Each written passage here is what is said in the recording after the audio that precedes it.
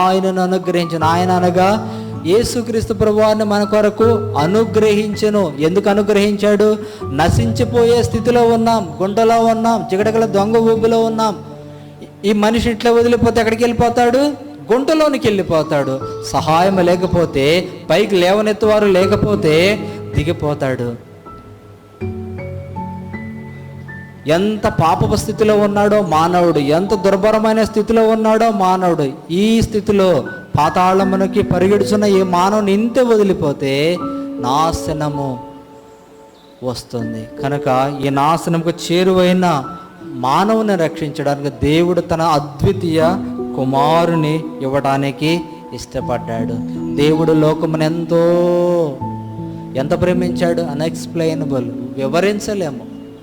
అంతగా దేవుడు మనను ప్రేమించిన వాడుగా ఉన్నాడు. అంతగా